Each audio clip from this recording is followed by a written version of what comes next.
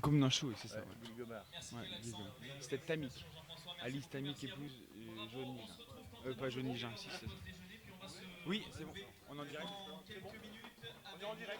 On est en direct, donc bonjour à toutes et à tous. Donc on se retrouve aujourd'hui pour le premier direct devant les caméras de Plouet TV.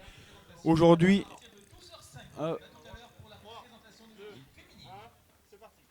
bonjour à toutes et à tous. Alors aujourd'hui, on se retrouve devant les caméras de Plouet TV pour le premier direct du week-end. On est samedi après-midi. Il fait encore un temps super. Et aujourd'hui, on reçoit Monsieur Le Floch, Jean-Pierre de son prénom, si je ne m'abuse, qui est un personnage très, très intéressant, très captivant. Il trimballe avec lui un morceau d'histoire assez impressionnant en tête. C'est un vrai livre qui retrace l'histoire de Plouel, les petites anecdotes. Donc il a d'ailleurs sorti un bouquin qui s'appelle La petite histoire de Plouay que les Plouésiens et les habitants, même je dirais, du pays de l'Orient ont apprécié, puisque il en a été tiré dans un premier temps 1000 exemplaires qui sont vendus en 3 mois et un retirage là, de 500 qui est en cours. Mais bon, là, je ne suis pas là pour faire la promotion de mon livre, Oui, simplement. effectivement. Vous êtes là pour retracer un petit peu l'histoire de Plouet. Donc Tout à déjà, fait. là, on est sur l'édition 2016. Donc je suppose qu'avec tous les souvenirs et comme je disais, ce morceau d'histoire que vous trimballez dans votre tête avec vous, vous avez dû en avoir des anecdotes, des souvenirs impérissables, je pense. Ça grouille, puisque je suis né en février 48 et donc j'ai eu le plaisir, allez, je me souviens depuis l'âge de mes 5 ans à peu près, et je n'ai pas dû louper une édition, je pense. Ayant la chance d'être le fils de l'ancien maire et le petit-fils d'un autre maire avant-guerre, donc j'avais la chance effectivement d'être souvent en pole position pour assister à certains événements, mais en dehors de ça, étant d'une curiosité maladive et aimant me mêler à la population, j'ai donc découvert au fil des années l'évolution des fêtes. Alors pour donner un petit coup de flash back, il faut savoir quand même que les fêtes auparavant, c'était les fêtes paroissiales. Et même, j'ai retrouvé dans les archives, on disait les fêtes paroissiales et de bienfaisance. Donc, on court pratiquement sur 3 siècles, hein, puisque c'était avant 1900. Mais disons que par rapport à la presse locale, hein, c'est-à-dire euh, l'Ouest éclair, par exemple, des journaux comme ça, on retrouve effectivement des programmes de fête assez atypiques, puisque à l'époque, il y avait notamment, je cite un exemple, les courses de chevaux attelés qui traversaient le bourg, vous imaginez. Et donc, en fait, c'était les chevaux qui faisaient le chemin, la foule s'écartait. Et Avec un quand on cavalier. oui, il y a c'était des trous attelés. Et donc, ils partaient depuis Carpon, à la sortie de Plouay, là-bas sur la route du Faouette, et ils revenaient. Ensuite, il y avait la course cycliste. Et après, deuxième manche, on repartait de l'autre côté depuis Malachappe et on revenait au galop en traversant Plouay. Ça paraît inimaginable, pas une barrière de sécurité, les galivelles, ça, vous ne Ça connaissez pas. n'existait pas à Non, l'époque, non, non, effectivement. non. Alors, tous ces événements, il y avait une préparation qui était très très fastidieuse. Tous les Plouésiens étaient impliqués, comme ça l'est maintenant. Mais par exemple, pour faire tout simplement, disons des guirlandes, eh ben, on utilisait des guirlandes avec des feuilles de papier et des feuilles de houx.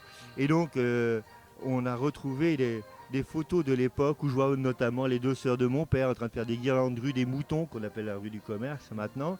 Et les gamins aussi préparaient tout cela. Et chaque quartier prenait soin de faire un char, comme c'est toujours la tradition. Mais là, vraiment, il y avait une rivalité entre quartiers, hein. Il fallait que ce soit le plus beau char. Alors, tout ça, évidemment, il fallait un bon leader.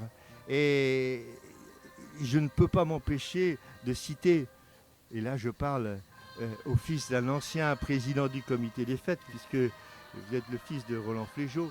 Je ne peux, Petit-fils. le petit-fils, pardon, excusez-moi. Il n'y a pas de mal. Et donc, je ne peux pas omettre de parler de René Le Teuic, qui était vraiment un personnage atypique à tout point de vue, puisque c'était un passionné de vélo à double titre, puisqu'il fabriquait lui-même ses vélos en achetant des éléments dans certaines usines, et il faisait donc son assemblage dans son atelier, et il le revendait sous sa marque, il l'intitulait la petite Bretonne. J'ai d'ailleurs toujours une plaque de vélo, etc. Et il en vendait à peu près une dizaine après la messe tous les dimanches, c'est pour vous dire. Et donc ce Ça gars-là, fonctionnait bien, quoi. ah oui, oui, oui, oui. Et donc, il était rue des Moutons. Et donc, c'est lui qui a fait quand même des courses les plus importantes. Alors, le jour des courses, il était habillé en costume prince de Galles, chapeau melon et bottes de cuir, comme le nom du feuilleton. Et puis, avec une ombrelle. Et à un moment donné, il y a eu quand même un tournant important, puisque il s'est trouvé aidé en cela par le médecin local. Et c'était assez curieux parce que ce monsieur s'appelait le docteur René Berthy. Tout le monde le connaît maintenant dans l'historique du Grand Prix de Plouay. Il avait ouvert un cabinet de médecine générale, accouchement et extraction dentaire. C'était comme ça. C'était un médecin pour le moins polyvalent quand même. Voilà, à Plouay. Donc c'était un monsieur qui venait du Pouliguen et qui en 1931 a donné vraiment une nouvelle dimension, puisque à ce moment-là c'est devenu le Grand Prix. Et ce monsieur s'est fait une telle réputation qu'il est devenu médecin du Tour de France de 52 à 54. Alors, il y a eu aussi des grandes festivités autour, par exemple, d'un tournoi interceltique. J'ai retrouvé effectivement des documents et des photos prises par mon père d'un tournoi interceltique réunissant les meilleurs lutteurs de la cornouaille anglaise et donc et des Bretons. Et il y avait 5000 personnes, comme pour le catch d'ailleurs, au Parc des Sports pour assister à ces tournois-là. Et pour traduire les ordres, eh ben c'était encore quelqu'un de ma famille, c'était mon oncle Pierre Guimau, qui parlait bien l'anglais, qui traduisait donc les combats et qui interprétait les ordres.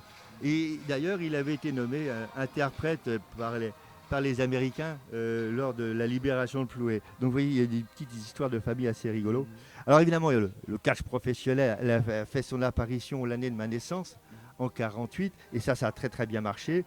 Alors évidemment, ça se dirait toujours à 14h30 le dimanche, et c'était précédé du fameux défilé de chars et de la clique de l'avenir plouaisien. Ah. Alors à propos de la clique, il y avait une tradition qui était assez curieuse, c'est que pour l'ouverture des fêtes, eh bien le chef de la clique, qui était Eugène Riot, qui était un gars de mon quartier de Becherel, il venait avec un copain au petit jour faire une aubade au maire. Il se plantait sur le trottoir d'en face. Et donc mon père, à 5h30, 6h, était obligé d'ouvrir sa fenêtre, leur faire un petit coco, merci, il allait se recoucher. Et moi, qui étais du bon côté de la rue, je trouvais ça extraordinaire qu'il y a quelqu'un qui vienne jouer du clairon comme ça pour faire honneur au maire. Alors ça, c'est un souvenir de gosse qui me reste, mais bon, c'est une tradition, je crois, qui n'a pas dû perdurer. Il faudra que je demande à Jacques Lenné. Alors, je suis pas sûr non plus. Autrement, le lundi, évidemment, il y avait des concours de boules, mais ça ne se passait pas par des sports, ça se passait dans chaque quartier. Il y avait, parce qu'il fallait faire valoir, comme on dit, tous les cafés de Plouay, sachant qu'en 1960, il y avait quand même 90 cafés dans le bourg. C'était assez étonnant. C'était pas centralisé, chaque quartier avait son tournoi de boules qui lui était propre. Alors il y avait un mat de cocagne, il y avait des courses à pied, et puis alors après, le mardi, il y avait le fameux Grand Prix international, et la ligne d'arrivée souvent était déplacée justement pour faire plaisir un peu à tout le monde. Donc j'ai le souvenir marquant évidemment, c'était en 56, j'avais 8 ans, j'ai eu l'honneur en tant que fils du maire de donner le départ du Grand Prix devant le café justement du local d'Image Diffusion. D'accord. Ouais. Rue de Becherel. Et donc après c'était près de la Poste, ensuite c'était au Lezout. Donc il y a eu plusieurs départs un petit peu partout. Alors le catch,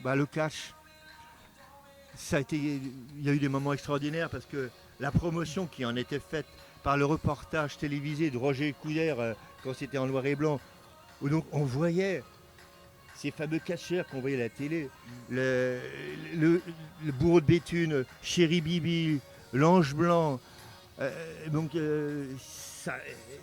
Il y avait un speaker qui chauffait la salle, comme on disait, et qui excitait certaines personnes qui approchaient du ring au risque de se faire prendre un pain avec un, avec un catcheur. Alors évidemment, le jeu était d'essayer d'enlever la cagoule du fameux bourreau de Béthune qui avait un collant rouge et la cagoule rouge. Il faisait peur, et puis un collant qui moulait bien sa musculature, donc c'était impressionnant. Alors, j'ai le souvenir du fameux bourreau de Béthune qui, pour faire mousser un peu la foule, était sorti du ring, est venu s'asseoir au premier rang à côté du maire. Et il y avait mon petit frère, il s'est assis à côté de moi. Oh, le pauvre, il a eu la trouille de sa vie, il est parti en courant. Forcément, après, il s'est fait chambrer avec ses copains. Alors, il faut savoir aussi que pour le Grand Prix, ça a toujours été des moments extraordinaires de foule. Et donc, en son temps, il y a eu le petit train qui assurait donc des liaisons régulières pour venir le mardi, et pour les gars de l'Arsenal. Alors l'Arsenal, il posait pratiquement 2 jours dans l'année. Une pour les grandes marées, et puis une autre pour le Grand Prix de Plouay. Puis les gars des forces de Bon, quand même. Alors autrement, bon, ce que je voudrais préciser, et je l'ai noté, vous voyez, ça il faut que je vous le lise, juste après-guerre. Il disait dans La Liberté du Morbihan, le 29 juillet 51, « Véritable comité de salut public groupant des volontaires des précédents comités, une nouvelle équipe a vu le jour, soutenue par toute une population sportive et fière de ces fêtes qui sont l'œuvre de tous. » Ainsi, bon, on a trouvé pendant des années toujours les mêmes volontaires. C'est une formule qui est restée, quoi. Ouais, donc c'est vrai qu'il y a eu toujours cet esprit fédérateur qu'il y avait autour du président. Alors il y avait Victor Kerzereo qui était le caissier de la caisse d'épargne qui faisait le trésorier, Matao Touzik qui faisait le secrétaire, François Le Didu qui avait une belle prestance qui faisait le speaker, Jean-Louis Le Guigaud, le Guigaud qui s'occupait spécialement du cyclisme, Jean Le Staff. Et puis alors autrement, il y avait les fameux manèges extraordinaires. Il y avait notamment donc les autotampons qui prenaient toute la place principale devant l'église, la mairie, pardon. Donc Constant Descamps qui arrivait avec une caravane de plus en plus longue qui impressionnait tout le monde. Mais c'était un forain qui gagnait bien sa croûte. Mais je dois rendre hommage en disant que ce gars-là, en partant, il laissait 10 000 francs au comité de bienfaisance, au bureau de bienfaisance de la commune. C'est des choses que les gens ne savent pas. Il faisait sa BA du week-end, en fait. Ouais, mais ça, les gens ne le savent pas, parce que c'est vrai qu'il s'en mettait plein les poches, mais il était quand même généreux en ce sens-là. Généreux. Alors on trouvait toujours les mêmes stands. Il y avait donc sur la place du marché qu'on appelle place des bestiaux auparavant, il y avait le père Robin qui était un petit bossu avec sa femme qui avait des grands cheveux, et leur fameux aide Marcel qui avait un tir avec des animaux sauvages qui défilaient. Il y avait autrement les marchands de croustillants hollandais, les fameux tirs.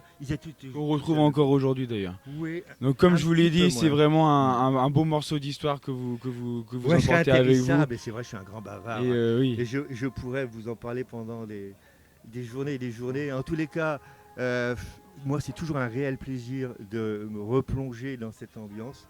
Et surtout, ça me donne l'occasion de revoir des amis que je ne vois que ce jour-là. D'accord. Enfin, en tous les cas, bon vent aux fêtes de Plouay, nouvelle formule. Et puis, j'espère que ça va bien marcher. Le temps est de la partie. Oui. Les bonnes volontés sont toujours là. En tous les cas, merci de m'avoir donné l'occasion d'exprimer mes souvenirs et merci vraiment au comité des fêtes. Et merci à vous de les avoir partagés justement. Voilà. J'ai partagé un peu aussi en participant avec des amis à une exposition qui est au Parc des Exposants du comité Histoire et Patrimoine qui relate justement toutes ces fêtes d'antan. Je vous invite à la visiter au cours de ce week-end. Et je vous encourage à y aller. Merci beaucoup, au monsieur, plaisir. et puis à la prochaine. Au revoir. Merci beaucoup.